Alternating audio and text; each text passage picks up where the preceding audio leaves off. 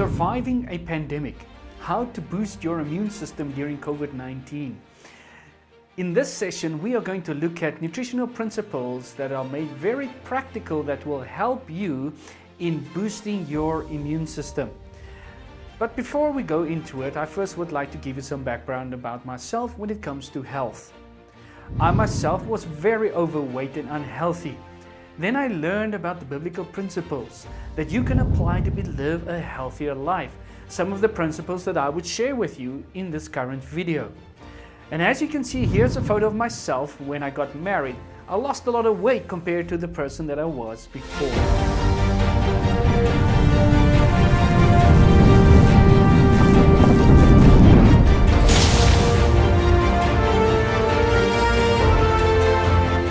Before we continue, if you enjoy our YouTube videos, then subscribe to our channel, click on the bell and click on all so that you can get all the notifications as we upload the videos.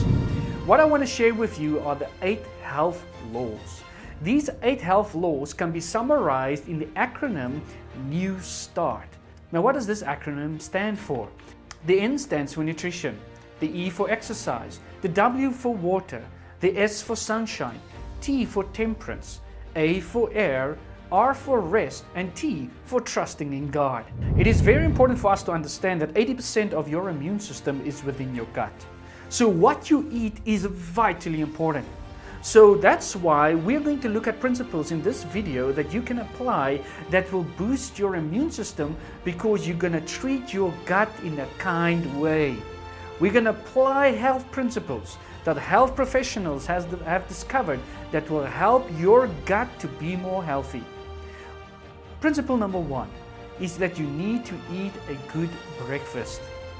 You see, breakfast is the most important meal of the day. But yet when we look at society, which meal is most important? It is supper, your dinner. But yet your breakfast is your most important meal of the day. Breakfast you need to eat like a king. Your lunch needs to be like a prince and your supper like a pauper. Why? Why do we eat? That's the question we need to ask. The reason why we eat is so that we can have energy, so that we can have nutrients. If I give my best food to my body just before I sleep, I don't need energy to sleep. I need energy to get through the day. Therefore, I give the best food to my body in the morning and I eat like a king because I need energy to go through the day. Also, when I eat a good breakfast, it's a slow release of energy. Because if I eat the wrong breakfast, that's why emphasis is on a good breakfast. If I eat a wrong breakfast, an unhealthy breakfast, then my blood sugar will spike, it will come down. They've actually discovered that if I do that to my body, that's when most crimes take place. When your blood sugar spikes and then falls below normal. But if I give my body a good breakfast and the sugar release is gradual, then I will have a good output and I will have a better day. Yeah, I will have energy for the day. I will have a greater work output when I do this. Also, when I have a good breakfast, it will give me a sustained mental alertness, which is important. I will have better endurance. I will have fewer down feelings, especially during this pandemic. How many people are down and depressed? Well, let's put health principles in place, at least so that it can help me to feel better. I know I might still be depressed or down or whatever because I've lost my job or whatever has happened during this pandemic. You might even have COVID-19. But the point is, I need to do as much as I can within my means to improve my mental state. And eating a good breakfast will help with it. Your breakfast, when you eat it, is sufficient when you are not hungry before your lunch. So when it's a good breakfast, and we'll still look at what a good breakfast will look like. When I eat a good breakfast, it will have to sustain me until lunch. I mustn't be hungry before the time. And when I say that, I presume that you're drinking enough water between your breakfast and your lunch, because many times we're hungry because we are not drinking water. So if you're drinking water, you're eating a good breakfast, yet you're hungry before lunch. I'm not talking about a half an hour before. I'm talking about a couple of hours before lunch or an hour or so before lunch. You need to add to your breakfast to make sure that you are not hungry before lunch. Now, some of you might say, how can I make a quality breakfast. I know, let's say I need to make my own porridge and not buy the cereals in the shop anymore because they're bad for you. It's got sugar in it, it's refined. How can I make a proper porridge if I don't have time? You have to get up early in the morning, get the kids ready, get them to school, or whatever needs to happen in your daily life. I know it's different during COVID-19, but yet so many of us are still busy, especially with the lockdown now being lifted to level number 3. How can I make a proper porridge when I don't have time in the morning? Well, here in this next video that I'm adding into this, my wife will show you how to make a hot box. You put in a porridge the evening before, you put it in a pot, into a box. The next morning, it's ready to be used, ready to be eaten, and it's still warm. So watch this video. My wife will show you practically how to make your own hot box. Have you been finding it a challenge to make yourself a nourishing breakfast in the morning because you just don't have the time? Well, I want to share with you a way that you can make a 3-grain porridge the night before to make sure that you start your day on a healthy breakfast. For your 3-grain porridge, you can choose 3 of the following grains: oats, mielie meal, maltabella, whole barley, whole wheat, millet, brown rice, buckwheat, and quinoa. All of these grains you can find at your local supermarket. If you can't find it in your local supermarket, ask someone to stock it in your local supermarket. Today I've chosen to use the following 3 grains. I've decided to use some brown rice, some millet, and some rolled oats. The recipe for my 3-grain porridge is 1 cup of grains, 3 cups boiling water, 1 teaspoon of salt, and fruits according to your taste. At the end of this demonstration, you will find a list of the ratio between the amount of grains and the amount of water that you need to use. I have found that using 1 cup of grain is sufficient for my family of 2. But you might be a family of 5 and would have to increase your recipe. And the ratio between the grains and the water will help you to know how much to add of what. For my recipe today, I've decided to use a 1/3 cup of each of these 3 grains. So in total, they will make 1 cup grain. Before you start your 3-grain porridge on the stove, you will need to assemble your hot box. And for this, you will need 3 Pick n Pay cooler bags. So just go down to your Pick n Pay and purchase 3 of these bags, and you will be able to make your own hot box at home. So what you will need to do is you take your first bag, you take the second one, and you put it inside your first one.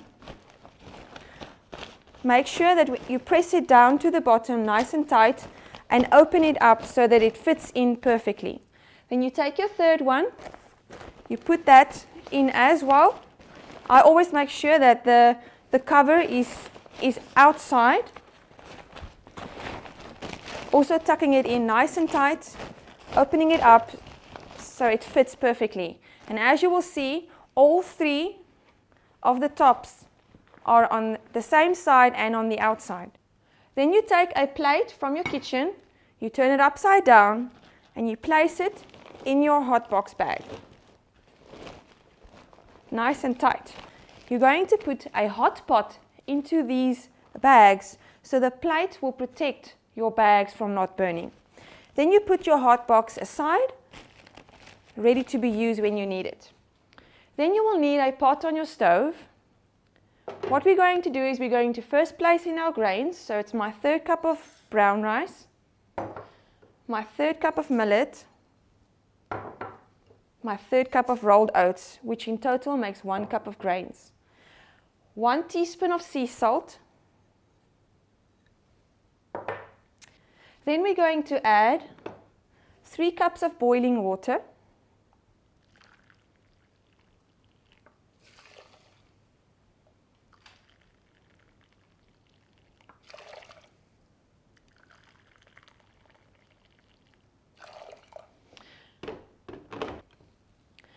Now we're going to add some fruit, and the fruit can be anything that you like. The idea of the fruit is to sweeten the porridge to make it delicious for you to enjoy. On the deck we have some dried guavas, we've got some dates, some raisins, some apples and some bananas. For today's recipe I'm going to add 1 cup chopped dates. And I'm also going to add 1 sliced banana. As I said, anything that you find delicious in your 3 grain. So then you just stir everything through well so that your salt can dissolve. You put your lid on and you put your stove on. Now what we want to do is we want to bring this to boiling point. Once it is boiling, you can open up the lid, you stir it once through, put the lid back on, and then you wait for the steam to come out from the sides. When you are cooking with harder grains such as sorghum, wheat and barley, you want to keep your pot on the stove for at least 10 minutes to cook before you put it into your hot box. But because we are using softer grains today, like rice and millet and oats, etc., we can now just wait for the steam to come out from the side and we put it into our hot box. So you as my viewer have to pretend now that you are seeing the steam coming out of my pot. So then we take the pot and we place it into the hot box bag onto the plate. Make sure it's nice and tight. Then what you need to do is you need to seal each individual bag. So you zip it up, you tie the handles, you take the next one, you zip it up, fold the handles in, and then you take your last one and you zip that up too. These handles keep your bags in place. Then what you will need is you'll take a nice thick warm blanket from your home.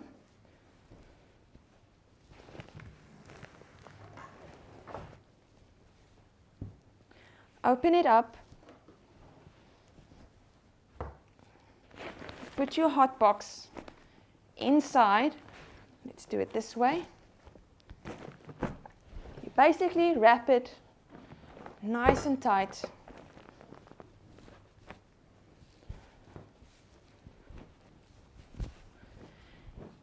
There we go. And you leave it overnight to cook. Tomorrow morning when you open up your blanket and all your bags, you'll open up the pot and you'll have a nice warm porridge. All you need to do is just take a spoon and stir your pot nice through, and then you have a delicious porridge for you to start your day with. What you can also do is you can also purchase yourself a made hot box bag. It has a lid and it has a bag, and all you do is you put your pot inside of here, put this on, and then you close it up. These hot box bags can be purchased from Be Free Lifestyle Center. Just to show you, the next morning, this is what your delicious 3-grain porridge would look like. And all you can do with this is add some fresh fruit and some toast, and then you have a delicious breakfast to start your day off. I'm Chantal Horn, reminding you to make healthy choices.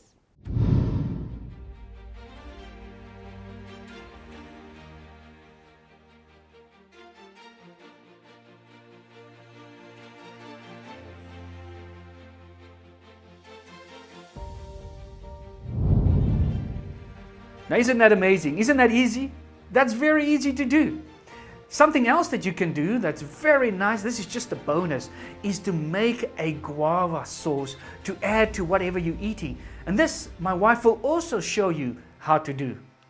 Guava sauce is a delicious addition to your waffles, pancakes and fruit salad. And I want to show you a quick way of how you can make guava sauce in the comfort of your home. The recipe is 1/4 cup water, 1 cup guavas and 2 bananas. So for this recipe you will need your blender. So we are going to just put in our ingredients. Our water.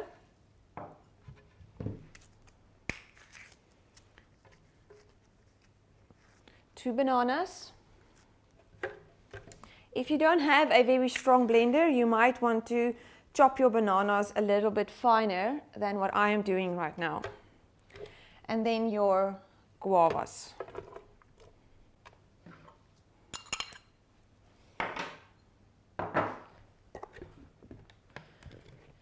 With this blender, you get a blending stick, and I find it works very well when I use it when making my guava sauce.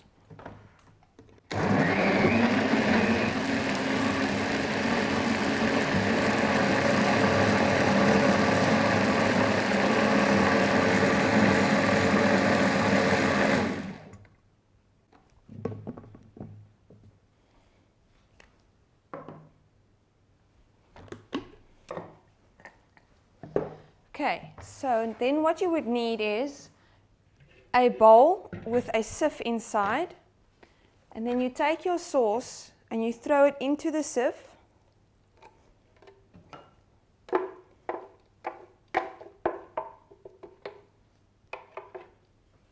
Because what we want to do now is we want to get the pips out so that you have a smooth guava sauce.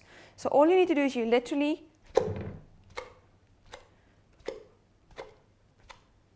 shake the sauce out, and sometimes you might find that there are some pips that stay behind, so you can then just use a spoon to get all the last sauce out.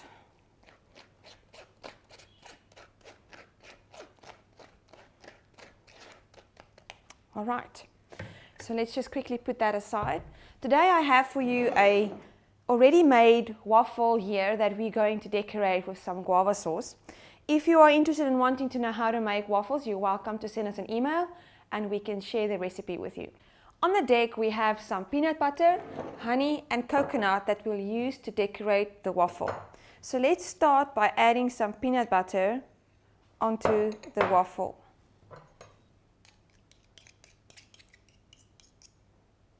You can add as much peanut butter as you like or as little. You can even use some other nut butters, and even if you don't like nut butters, you don't have to use it at all. Decorating your waffle is completely up to you. All right. Let's add some honey. You can even add some nuts with your waffle, and of course you can add some fruit salad on it. Today we're going to use some banana to put on top. Let's take a banana and slice some banana on top of our waffle.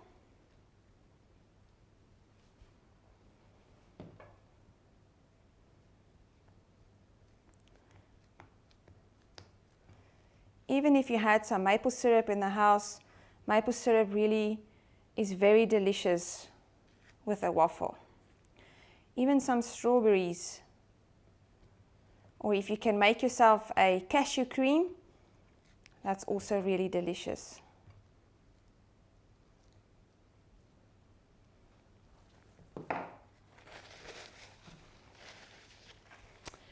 So then I would put on some guava sauce.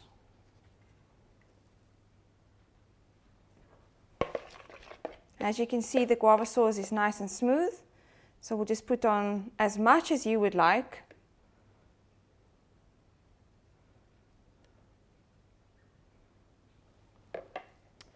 And then we'll sprinkle on some coconut.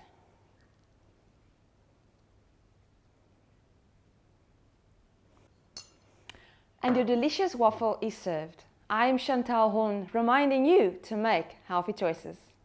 Wow, that looks fantastic. That is amazing. That's how easy it is, my friends. Now, something that is very important to add to your diet, into your breakfast to strengthen your gut, is powerful superfoods like dark leafy greens. Why is it important? Because they alkalize the body systems. They provide vitamins and nutrients. They increase energy levels. They help you to detoxify. They help to prevent disease during this pandemic. Powerful superfoods helps you to prevent disease. It will promote good health, and most importantly, this is what we're talking about this weekend, it will improve your immune system. Now, once again, you might say, but I don't like dark leafy greens. I don't like these raw foods. Can't you give it to me in a nicer way? Well, praise the Lord for what we're going to share with you next. My wife is going to show you how to make a green smoothie. That's fantastic. It tastes brilliantly, yet you're getting all the benefits of greens in it. So watch this video. Okay, so for our next recipe, I'm going to show you how to make a green smoothie. So the recipe is on the screen. You're welcome to write it down as we make the recipe. So firstly, we're going to start with our water again. I always like to start with my water because it helps everything to just blend nice and easily. So you will notice that it's a lot less water than our previous recipe because we are now going to make a more of a smooth texture, a thicker texture than our green drink. And it's exactly what it is. The one is a drink and the one is a smoothie. So we're trying to create that. Then we're going to add bananas. And I just want to say that these recipes are only recommendations. You don't have to follow them as is. You can play around and make them more palatable. You can add other fruits. You can add guavas. You can add apples. So play around. These are just a suggestion. I love to add bananas and dates, because in my opinion, they are the superfoods in the fruit group. Their sugars are such good sugars to have, and the sugar that they provide is they also give you energy. So that's why I like to use bananas and dates. Okay, so then we're going to add 2 dates. I'm just going to add, for the love of it, 2 more. Okay. Then I just want to show you, see the recipe asks for 4 tablespoons of soaked seed. So in this container here, I have dried linseed. So what I just did is I took my linseed that is dried and I added it into the jar. It's very important to make sure you only add it half full. Because what we are going to do is we're going now to take some water and we're going to fill up the jar.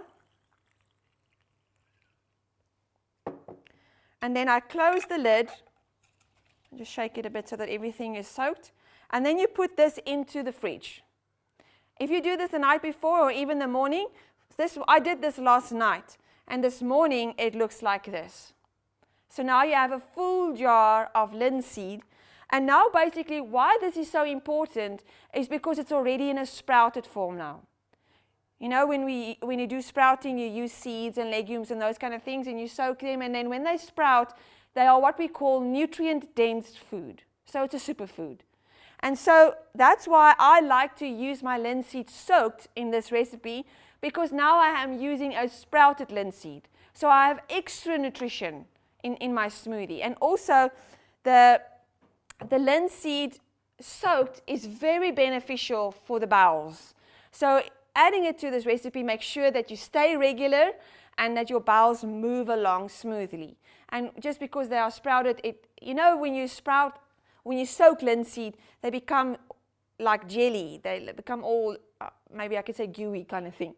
And that actually helps them to stick to the bowels in order to actually clean the bowels out. So we're adding them for nutrient, but also for medicinal purposes. So we are going to add 4 tablespoons of our soaked linseed. They interesting enough actually add to the texture as well of our smoothie. All right, now we're going to add some of our greens. So I'm going to add some rocket again. And then I'm going to add, it says a handful of leafy greens. You'll see that it's less than what the green drink was. This is because with the green drink, as I said, we are doing that for detoxifying purposes, cleansing purposes. So we make the fruit less, but we make the nutrients and the minerals more.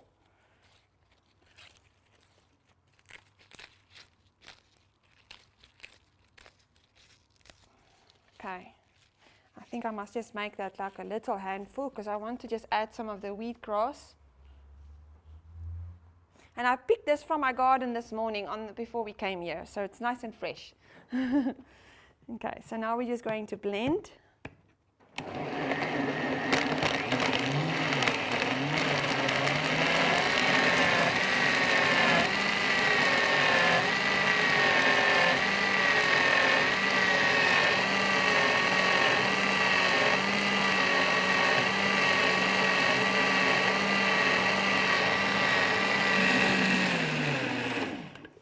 So I just want to show you that if you look at the consistency, it's a lot thicker than what the green drink is. You can play around with your smoothie texture. You can make it even more runnier, or you can make it even more thicker. It depends on what you like. I prefer more of a runnier smoothie because I like to drink it and get it done, basically. But if you like a more thicker one to put over your fruit salad or your granola, then you can do it as well. And it smells good. So these are two simple recipes that I felt I just wanted to share with you today. Ways that you can actually incorporate greens more into your diet and in your lifestyle, and I promise you, you'll feel better. Not that I'm saying you feel sick, but you'll just feel better. You'll feel healthier, you'll have more energy. You'll actually, as we've started off, we read from scripture how important the herbs and the vegetables are, especially the herbs. So by having this, you're actually helping your body to be healthy and helping your body to function optimally. And then along with that, you are actually making your body more alkaline, and you get the benefit of their good flavor and the delicious meal that you are having. Now, we love a green smoothie in our house. It's really a fantastic thing. My boys love it. When they drink it, you just see the green all over their mouth. So principle number 1 is you need to eat a good breakfast. Principle number 2, don't eat between meals. Your stomach needs time to recover.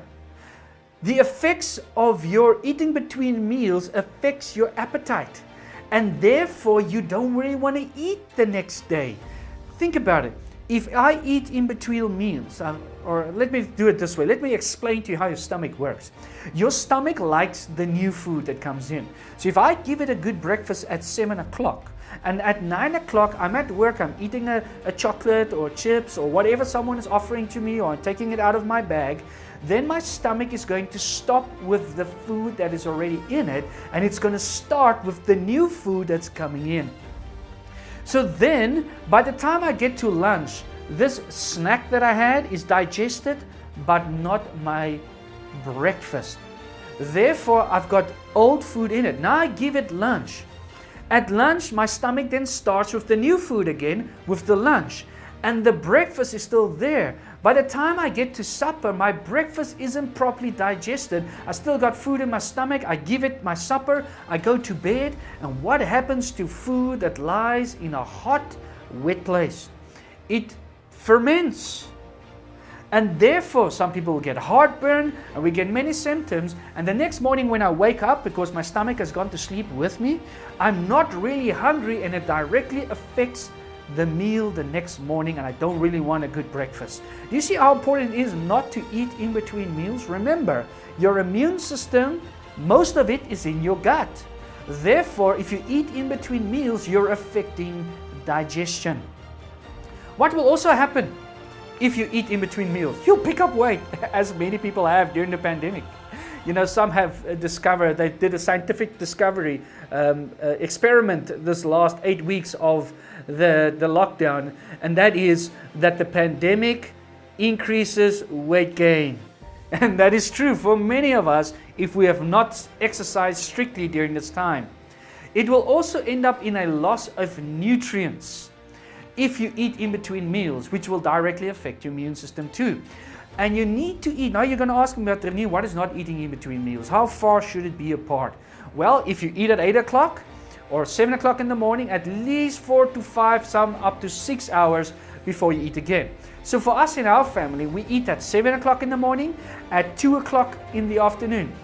So let's say we're done by 7:45, so it's 9, 10, 11, 12, 1, 2. It's at least 6 hours for us between our meals. Make sure that my stomach has cleaned itself, and I'm ready and it's restored so I can eat my next meal. Principle number 3, don't eat late at night. It's not the best for your stomach and your gut, once again, where your immune system is. It gives you indigestion. When the food is not properly digested, it will ferment. You will have weight gain. It will affect your appetite for the next day. And it affects sleep, and you will dream a lot. Some of us wonder, why do I dream a lot? It's because you're eating pasta and pizza before you go to bed. Your stomach sleeps with you. So you sit with this fermented food inside of your stomach, and then we wonder, why am I gaining weight? Why do I do not sleep good enough? Why do I feel sluggish the next morning when I wake up? Why do I feel irritated? Because of all the food we eat just before we go to bed. So when should we stop eating? At least 2 to 3 hours before you go to bed. And when you do eat at night, keep it small, don't make it large. It's best to have only 2 meals per day actually, if you're not someone that works hard. But if you're in an office or something like that, then you don't need a big third meal at night. Make it small, some fruits, a sandwich, just something small so that you can make sure you get a good night's rest. So in my family, we eat 2 meals a day. My boys, they have a third one at 6 o'clock, at least 2 hours before they go to bed, or actually finally fall asleep.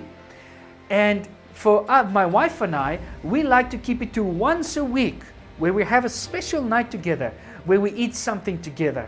But the rest of the time, we stick to 2 meals a day. Now, if you've done it, let's say 2 or 3 times a week, and you didn't keep to the 2 meals a day, you know, it's not the end of the world. You might think about, how am I going to last until the next morning? You eat a good meal, your lunch is good, our main meal is our lunch. If that is a good meal, then you won't need another meal. So therefore, I'm not hungry at night. I only hungry the next morning when I wake up. So once again, it is important that I eat the right kind of foods. And we still look at that in these 2 sessions. We will look at it. What are the kind of foods that you need to eat so that you can make sure you're not as hungry, that it's nutrient dense whole foods so that you can be healthy. Principle number 4, eat slowly and well. Digestion starts in the mouth, and if you've got my personality, you've got the next thing on your list to do and you're always in a hurry, but you need to slow down. Your stomach does not have teeth. Can you believe that? Yes, it doesn't. That's why you have teeth. You need to digest. Digestion starts in the mouth. A healthy gut equals a healthy body. So if you help your gut by chewing well, you will have a healthy body. You will absorb more nutrients when you chew well. You will maintain a healthy weight because you're going to eat less when you chew well, and it's good for your teeth. So many people have teeth problems today, and it's because they're not chewing well. That's one of the reasons, at least. It's not just what we eat, but how we eat. Now, the next principle is we need to eat a variety of foods. It's very important, but not at one meal. We don't need 6, 7, 8 varieties in one place. Why? Once again, it affects your digestion, which has an influence on your immune system. It is hard to digest a big variety. It also will lead to weight gain. You need to eat 4, maximum 5 different dishes at one meal. What would that look like? So you have your salad, very important. You eat your salad first, your raw foods. It will then help with digestion, the enzymes to start being activated.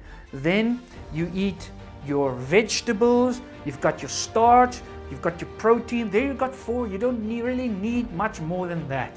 I've seen at church potlucks how people come together, man, and the ladies will put out all their different kinds of foods, and the men, they will come with Mount Everest on their plate. They've dished off everything instead of just choosing wisely and keeping yourself healthy in the moment.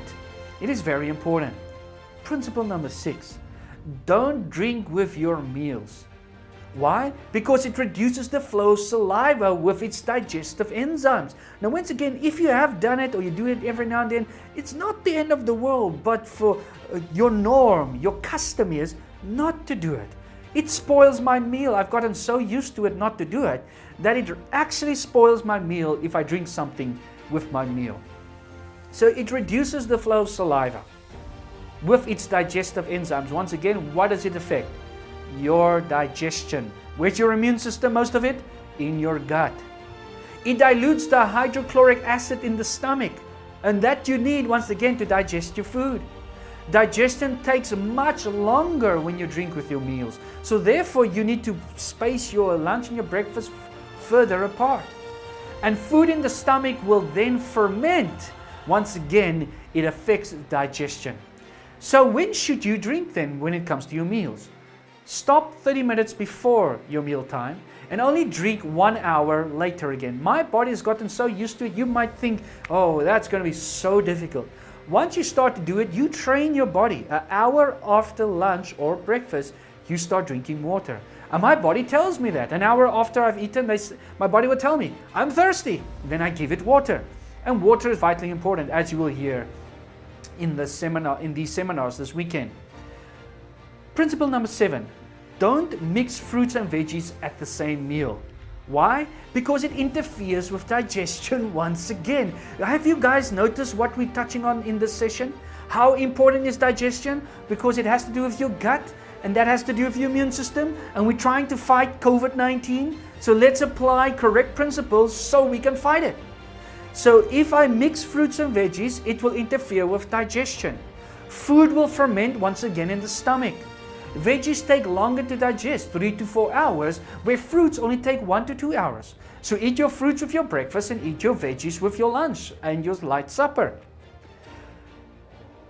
Obviously, you have neutral foods that take 2 to 3 hours to digest. But when it comes to fruits and veggies, it is very important to, as your norm, as your custom, to have a gap in between.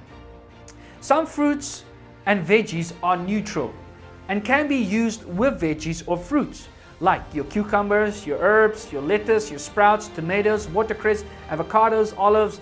Some of these are neutral, but your major veggies, do not eat it with your fruits, as it will affect your digestion. Principle number 8, regularity.